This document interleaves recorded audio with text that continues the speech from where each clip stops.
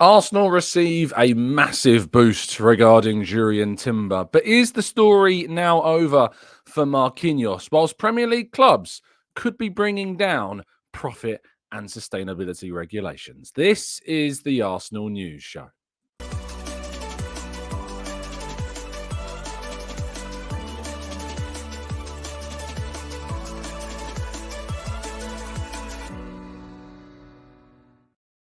Hello and welcome to the Gooner Talk, back again with you guys for another episode of what is the Arsenal News Show. Joining you every morning at 8 a.m. UK time. Hope you're doing good. Hope you're doing well. Thank you, as always, for making this a part of your morning routines. It is very much appreciated. I hope you've had a good start to your week. I hope that Monday and Tuesday treated you. I had a horrible moment yesterday.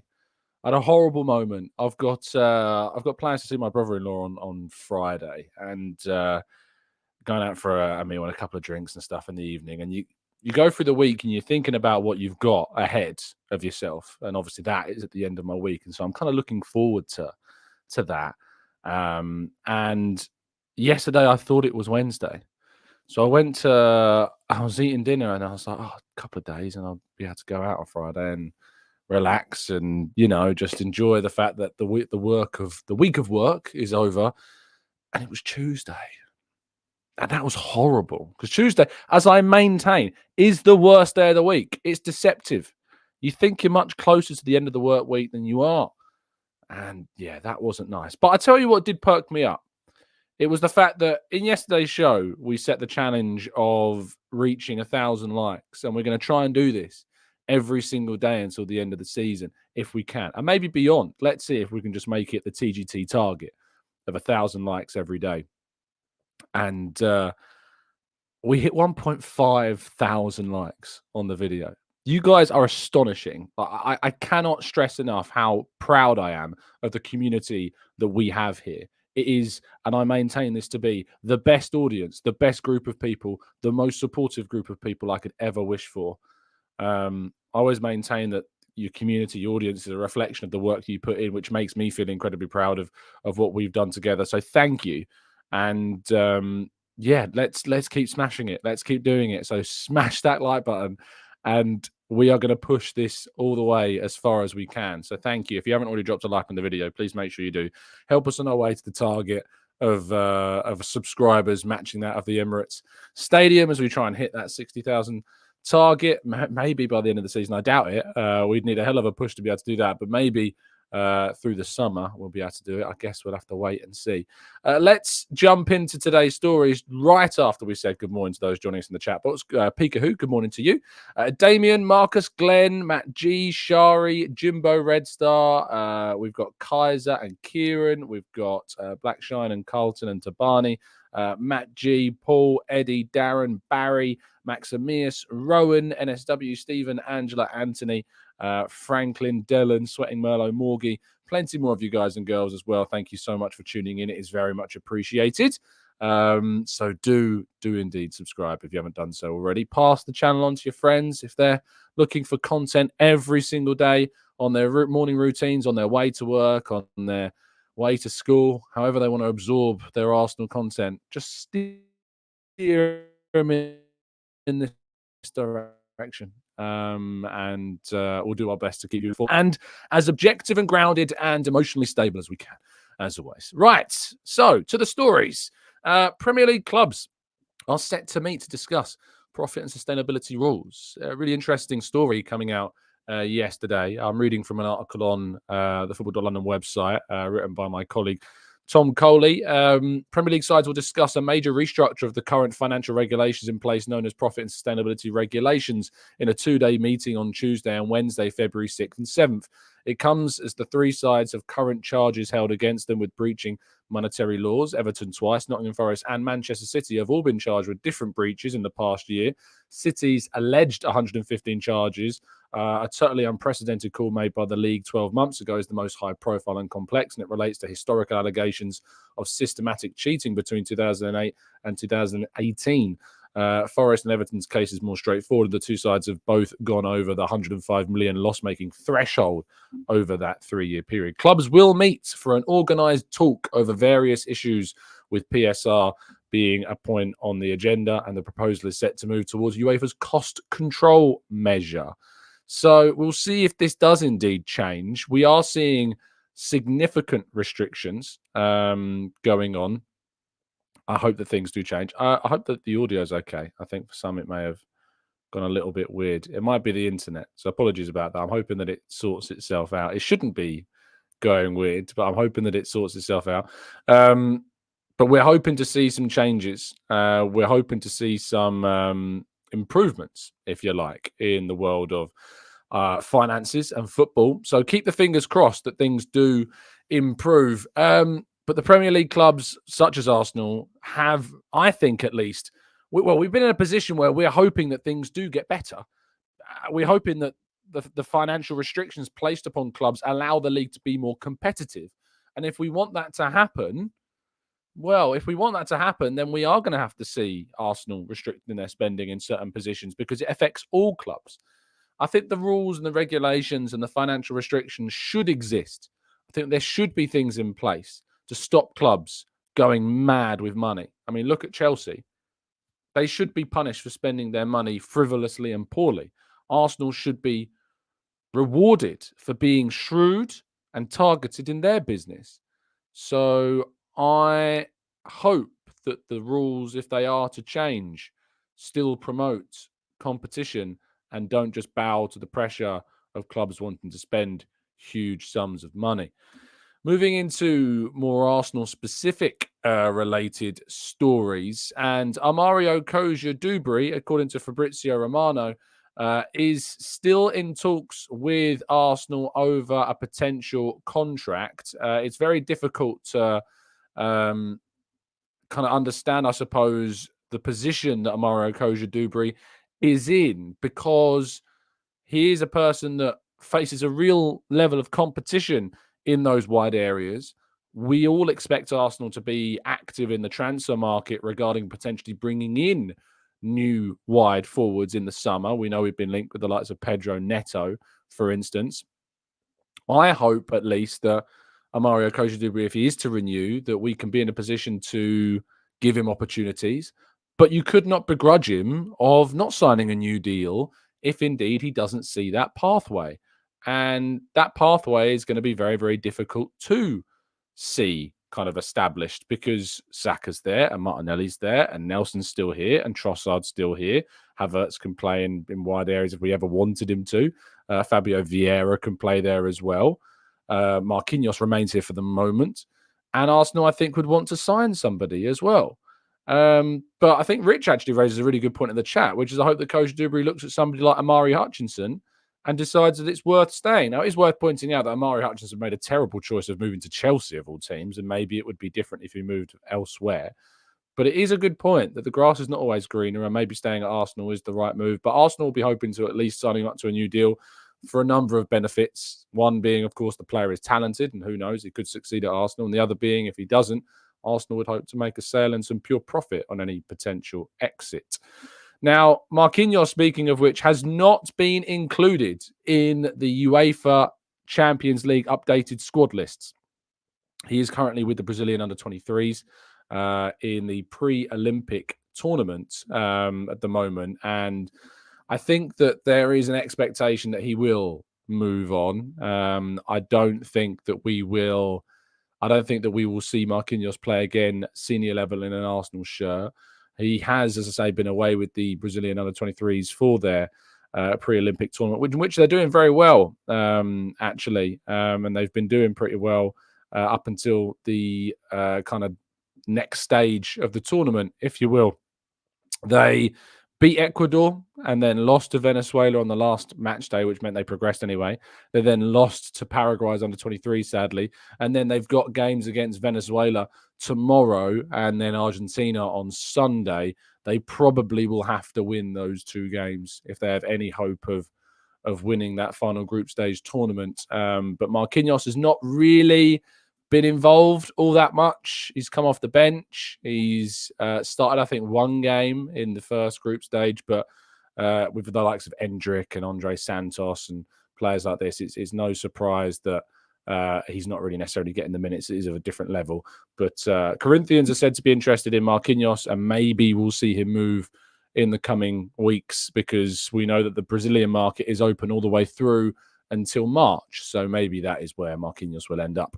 And the headline story of the day is sticking with that UEFA Champions League squad list. Jurrien Timber is part of that squad, which is obviously fantastic news. We're hoping to see Jurrien Timber involved in a squad at some point. And I've said for some time that I think it could be March that we see him back. And if it is March, fantastic, because that would be really, really beneficial for the second leg of Arsenal's Champions League last 16 stage. It would also be beneficial to see him back for potentially the game against Manchester City. Arsenal, of course, are involved in a game against Manchester City at the end of March, March 31st. So if indeed Jurrien Timber could be back for that, that'd be great. But just to give you the full A-list of players that are involved: Ramsdale, Raya, Hilson, William Saliba, Ben White, Gabriel Magalhaes, Timber, Kivior, Cedric, Takehiro Tomiyasu, Zinchenko, Partey, Odegaard, Trossard, Jorginho, Vieira, El Neni, Havertz, Rice, Saka, Gabriel Jesus, Smith Rowe, Martinelli, Nketiah, and Nelson. That is the A-list squad. So Timber replaces Lino Souza in that A-list squad, of course, after he moved to Aston Villa. So who knows when we're going to see him, but we do seem to be closing in on that return of Jurrien Timber in the next few weeks or so.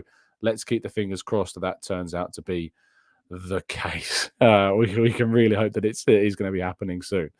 Now, do not miss out on your chance to win a signed and framed Bukayo Saka shirt. There remains plenty of opportunities still to win tickets for this latest competition, courtesy of Football Prizes. I can tell you that there are 175 tickets left. We've already been able to sell 424. Link to get involved in the latest competition is down in the description. And I'm very happy to say that Football Prizes are continuing to sponsor the channel for the foreseeable future, which is great. So we'll have more prizes to tell you about in the coming weeks also. But there's lots of instant win prizes as well, such as a signed Sol Campbell shirt, a signed Ben White shirt, a signed Nigel Winterburn shirt, and a signed and framed Liam Brady shirt, and a signed and custom framed Charlie George shirt as well. Lots of retro prizes to get involved with. So if you can, I recommend that you get involved pretty darn quickly, because they are going like hotcakes. Link in the description. UK only. Best of luck to everybody that is getting involved. Right, let's go to part 2 and your questions right after this.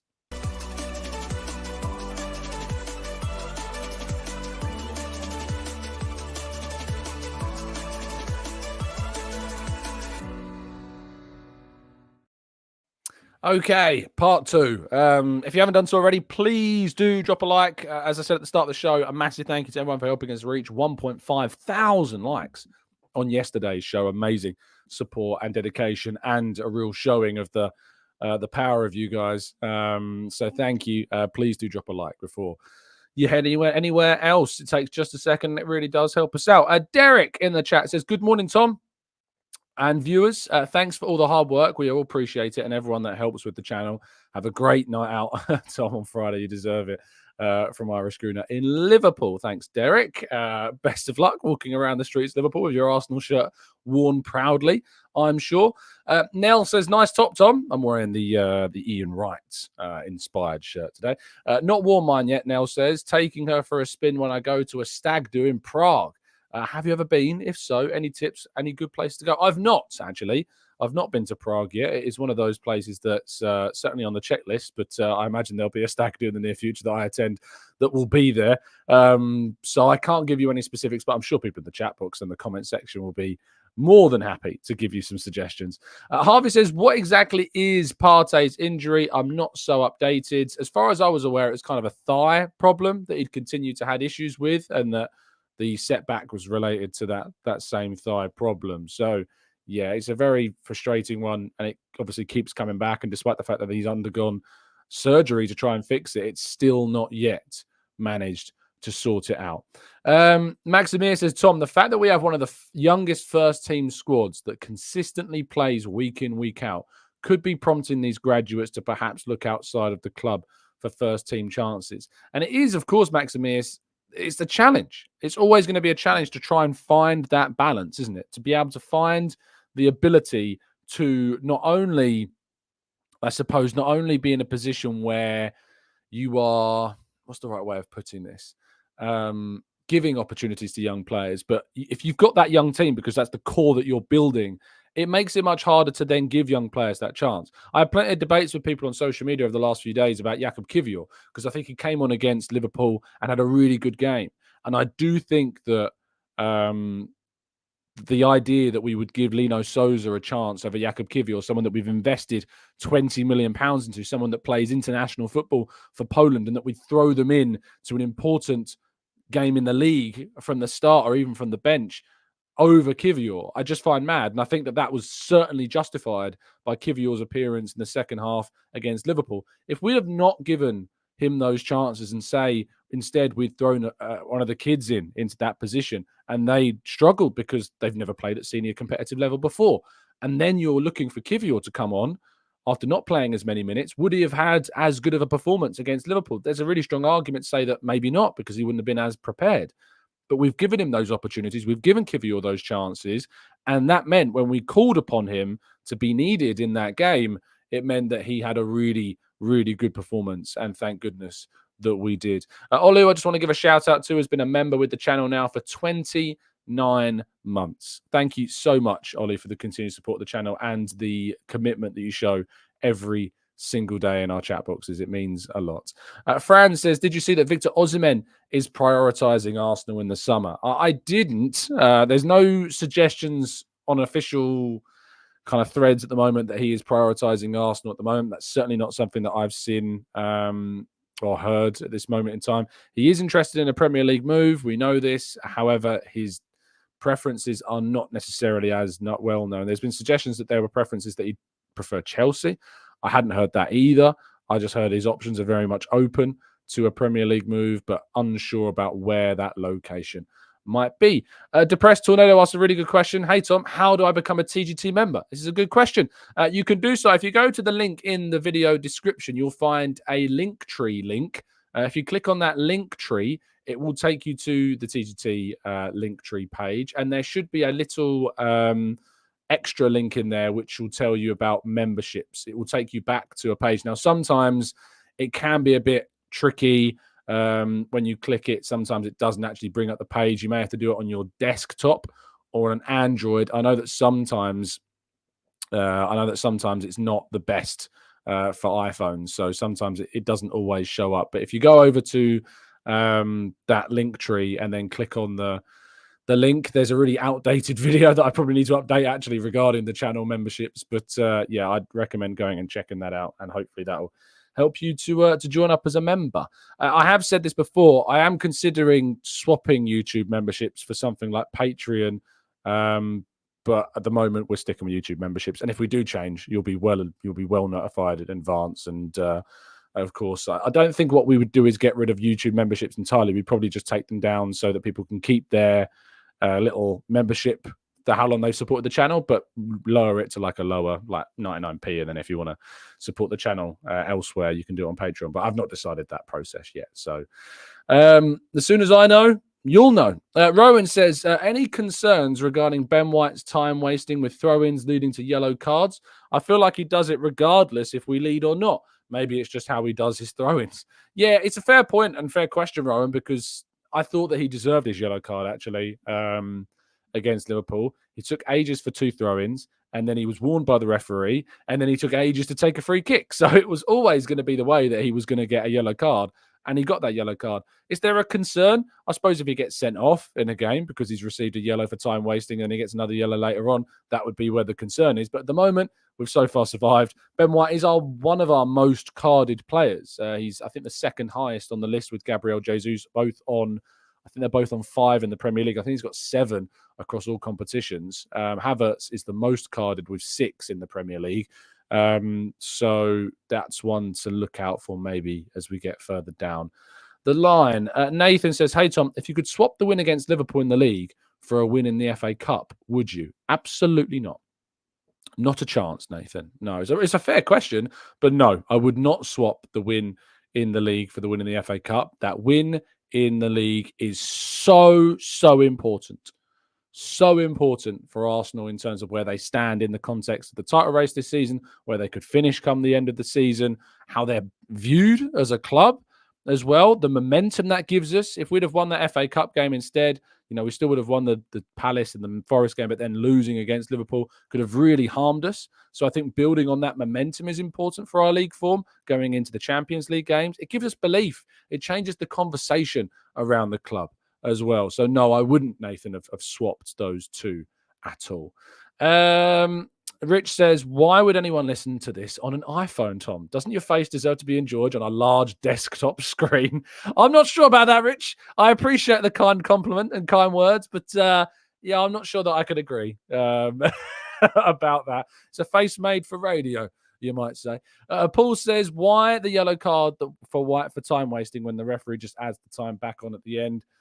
I think it's just a discouraged time wasting in general. So if you did that and you just added it on the end, everyone would just do it. But it's they rarely get it spot on, do they? Like time wasting and how much time is added on rarely measures up equally if you think about how much time the ball is actually in play compared to how much added time is actually given at the end of games. It is very, very different. So yeah, I don't think so.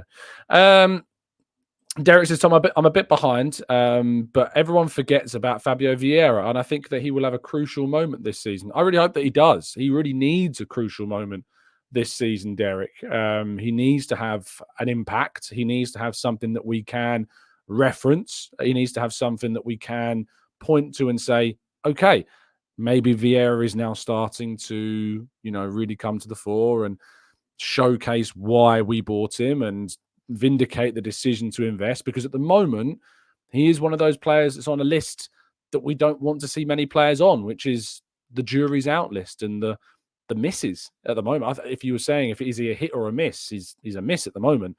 So we're hoping that does change. But to get him regular game time is also another challenge. He started against Everton this season and we had a really good game, and he had a really good game actually. But we need to see more of those performances from Fabio Vieira. Marcus says, do we take long throw-ins to lull those opponents, then pick a quick one to catch teams out like Zinchenko did? Maybe, Marcus. However, that throw-in was very much close to the box, whereas Ben White's were basically on the halfway line. So I don't think that necessarily it counts in the same way. But I absolutely see where you're coming from, Marcus, and certainly tactically you can maybe see why. Lai Heng Lim says, Tom, given this is the 20th anniversary of the Invincibles, do you think that we will ever reach that type of level at Arsenal ever again? It's very hard to see any club reaching that level. It's why that in Premier League history it's only happened once. In league history it's only happened twice, Preston North End, but it was a very, very different league back over 100 years ago with far, far less teams in the league as well.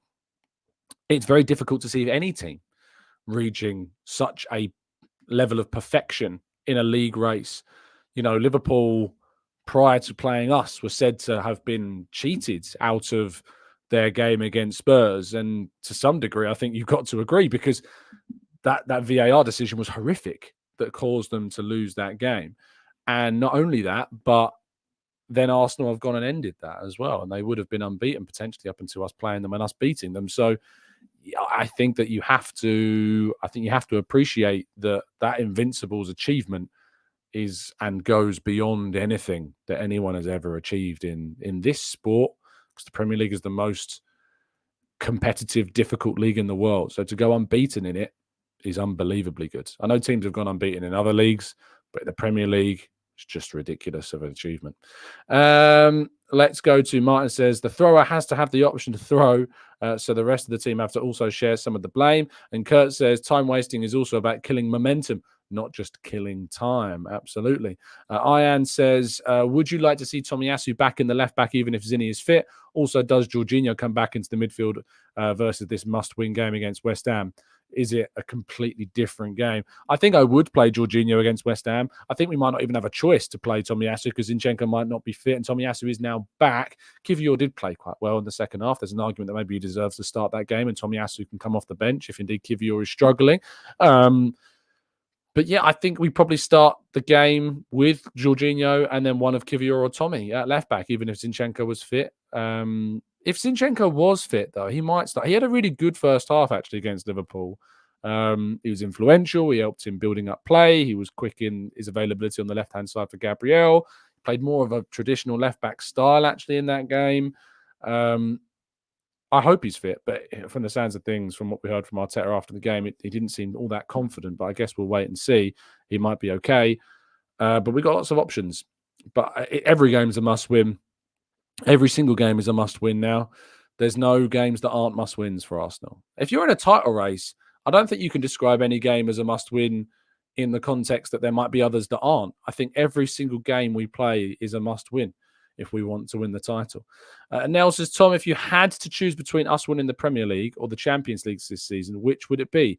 I keep changing my mind, but I think the Prem takes it for me this season, with it being the 20th anniversary of the Invincibles campaign. It's such an interesting question. It's such a, and I mean this with the utmost respect, but it's such a basic question as well, isn't it? Like, would you choose this or would you choose this? But actually, when you look into it, it's such a complex question to break down, because on one hand, you've got a trophy that we haven't won in 20 years, that, as you say, is the 20th anniversary of the Invincibles, and that represents, for me, the most difficult competition to win in the sport. For me, is the Premier League trophy. It is the hardest competition to win on the planet, and if you win it, for me, it makes you the best team in the world, because it is, whoever wins the Premier League at that point, for me, is the best team in the world. So that would be an incredible achievement. And on the other hand, you've got the Champions League, which I'd say is easier to win than the Premier League, but it is that title that we don't have. It is that chant that we always have against us. It is that annoying, frustrating stick that our rivals beat us with, like Chelsea and Man United and Aston Villa, and these teams that can use this against us, is incredibly frustrating that we don't have it. So the question mark of what would I choose to win, I, like you now, I go back and forth. So win both? Is that the answer? Win both? I'd love to see it, but the realism of that happening is something very, very different entirely. I think I lean towards the Champions League slightly, because we haven't done it, because we haven't won it, and I think it would do more. I think it also would put Arteta and this current team in its own unique category in the club's history as well, which would be something very special. So I think I lean 60-40 towards the Champions League over the other, but it is a fair question. Let us know in the chat box. In fact, why don't we set up a poll for the last 5 minutes of today's show? We'll set up a poll in the chat box and get your thoughts on which one you'd like to win. I'm vamping now because it's taking my screen an incredibly long time to load this page, because we're on my old laptop, because my new laptop won't work with the microphone. Come on, where is it? Where is the that's not the one I want. I want to add a poll. Engage with the audience. Start a poll. Okay. Would you rather, never thought I'd be playing this game with my chat box. Would you rather EPL or UCL? That's the question. Get your answers in. Would you rather win the Champions League or the Premier League? Get your answers into the chat box in that poll that is in there right now.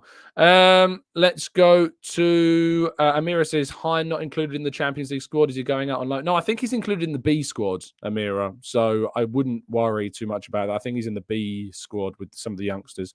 Ajmal says, last week I talked about playing Havertz premium money. Maybe Arteta was right for buying such a profile for big games, and now it's paying off. Oh, trust me, all the Havertz slander is going to come home to roost one day. It really, really is. Nell says both is definitely the right answer, but maybe not the realistic one we want, indeed. Jolly says, yeah, good point, Rowan. The throw-ins are getting ridiculous. White got a yellow card after 30 minutes, which was silly. He needs to be more tactile. Wegboo says, Arsenal shouldn't let go of Cozier-Duberry. I see a mini Saka in him, and if he's given the chance, I believe he will do something. The best thing for him now is to go out on loan and show what he can do. We need to be better with our loans. We need to get more of our kids, our really talented kids, on loan. That is what we need to see. So hopefully in the summer we see a more proactive approach to getting those youngsters out on loan.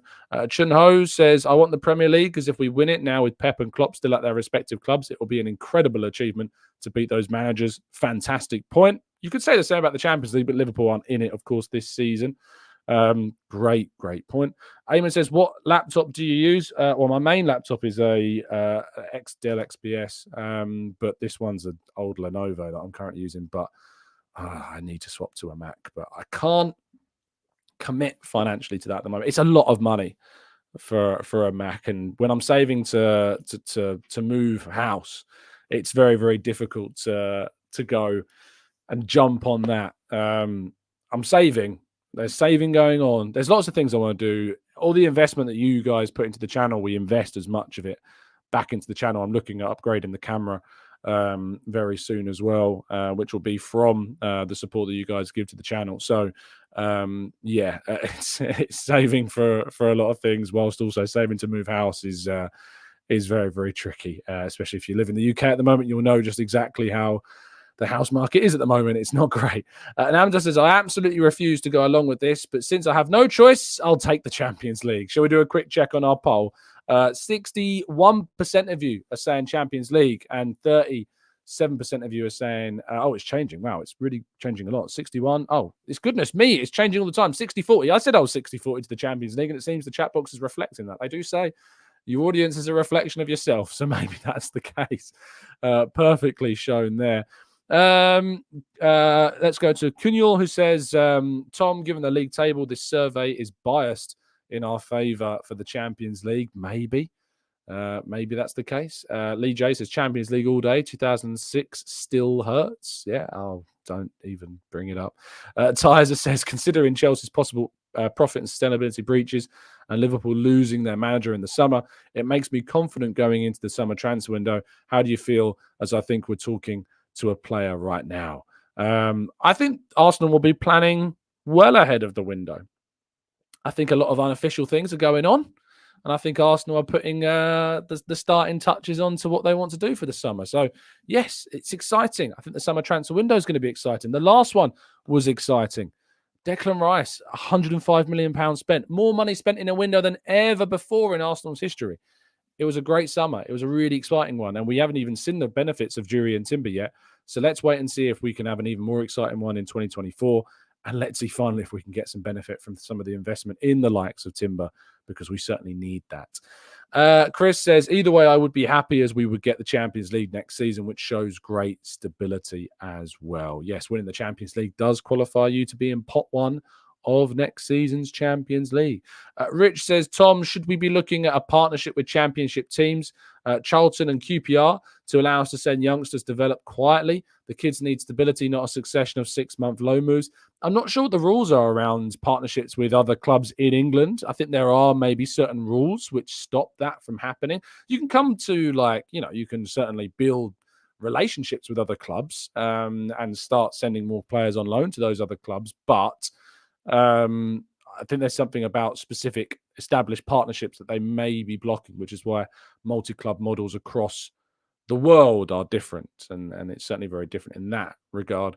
Alexander Bryant says, Premier League means the most for me, more games, more hard-earned, and it's what football is to me. The rest is extras on top and bonus tournaments. So, yeah, I absolutely see that argument for sure. Phil Ed says, Tom, do you know how long the extension option for Jorginho lasts until the end of the contract, as far as I'm aware? So they will come to a decision whenever they want to agree that 1 year extension, if indeed they do choose to do that. But I don't know if there's a specific cutoff other than the end of June, maybe. Amira says, also, have you seen the list of big chances created by under-21s in Europe? I have, yes. It's a great question. And Mika Bireth is joint top, even scored in his first game for Sturm Graz. I think he scored in his second game as well, if I'm not mistaken. Let me just have a quick check. Mika Bireth, Sturm Graz. He has scored for Sturm Graz. Has he only scored the one? I thought he scored two. For some reason, I had it in my head that he scored another. He has only played one game so far for Sturm Graz. One is their next game in their 2-0 Austrian Cup win. Their next game is they restart because they're in the winter break at the moment. They restart the league Friday, February 9th. So in 2 days' time. So we'll keep an eye on Mika Bireth. I've got a good friend actually who does a lot of work around Austrian football. So if he's doing really, really well, we'll certainly be in conversation with them and bring you kind of a dedicated breakdown of Mika Biereth and how he's getting on. Because I've always thought that I can't see a future really, but he's producing some really good numbers. So who knows? He could prove me wrong. I hope that he does. Preetham says, how much can we expect from Thomas Partey's sale? Not loads. I think I said between 10 and 20 million pounds, I think was probably what we would end up getting. Damon says you can't have an affiliation with a club in the same league. Yes, that's what I thought. But I think you can have kind of like unofficial kind of like, understandings where you send loans to certain clubs and they develop them and they get a benefit. They might get a cheaper loan fee because they know they're going to guarantee you more game time. Things unofficially go on all the time in football. Chris says, with the Jorginho contract talks, do we know who is holding back from renewing? I spoke to Jorginho myself, and I can tell you that he told me that they have not spoken about the contract situation yet. In fact, why don't you listen back to that conversation right now? Congratulations. Thank you. How'd you sum up that game then? Sorry, I didn't hear. Sorry, how'd you sum it all up after winning that victory? How did you what? How do you sum it up? Sorry. What does Summarize that mean? it. How do you feel after winning that? Sorry, my English. So you need I'm tired. Take easy with the questions. Clear English, please. No, we feel really good. Really happy. I think we worked really, really hard, and we deserve doing so. We should enjoy and feel in this way. I'm curious because you've got obviously your contract is a situation which is coming towards an end, but there's a year option. Does that kind of performance make you want to stay longer? I don't know. I'm trying to enjoy the moment, to be honest. We haven't spoken about it, and I just want to win games with Arsenal. So yeah, there you go. They've not spoken about it yet, is what they've heard. And again, just highlighting apparently that I can't. My English needs to be better and clearer for Jorginho. But no, it seems as though it's not something that's being spoken about yet. The club and the players seem very calm about that. I don't think it's anyone specifically holding off in the context of it. I just think that they're focused on football right now, and we'll wait and see. Daniel Roberts says the year is 2045 and Tom will still be repeating his interview with Jorginho. Hey, look, I could play you a load of interviews that I've got saved up in this StreamYard if you want, Dan. I'll go back through them all if you like. Happily so. Anyway, we're going to bring the show to a close there. Let's do a quick brief check on our poll that we put out. Would you rather win the Premier League or the Champions League? If you're listening on audio platforms, come over to YouTube and leave your comment as well. And of course, leave a like as well. If you're listening on audio, it really does help us out. If you would jump over every day just to drop a like and help us reach that 1K like target. It seems that 60% of you roughly would indeed pick the Champions League. 40% of you would pick the Premier League. So, yes, it seems that you kind of reflect where I'm at, 60-40, leaning towards the Champions League. That's where I'm at right now with that. But thank you so much, everybody, for tuning in. Really appreciate your time, as always. As I've mentioned a few times, drop a like, subscribe, and all that usual YouTube-y stuff. It is going to be 2 weeks tomorrow, actually, that we are away from the live event, which I'm really looking forward to seeing and hosting and introducing you to plenty of some good guests and some good fun and games and good chat, mostly about the Champions League game against Porto, and then looking ahead to the Newcastle game as well that weekend, and playing some fun activities as well, which is going to be great. So looking forward to that. I will be back tomorrow morning. I don't know if we're going to be doing a show tonight. We may or may not. I haven't got anything planned, but things can spontaneously happen. So keep your eyes peeled just in case. And turn the notifications on. If you turn the notification bell on, it should actually notify you when we go live, if YouTube can do its job properly, which sometimes it doesn't. I'll, of course, be producing plenty of content for you across football.london today as well. If you want to keep reading the articles, that would be very much appreciated. You can read about kind of Tommy As's return at the moment. You can read about Jurrien Timber's inclusion in the squad. You can read, actually, I'm doing an interview with a former Arsenal player this morning, which will be an interview out a little bit later as well. So make sure that you look out for that. A former Arsenal favourite, actually. I'm interviewing a little bit later on this morning. And someone that you all know and hear nearly every single week. So make sure you listen and look out for that one. But yes, thank you for listening. I'll be back tomorrow morning. Have a fantastic day. Stay safe, stay well, stay respectful, and stay happy. And as always, up the Arsenal.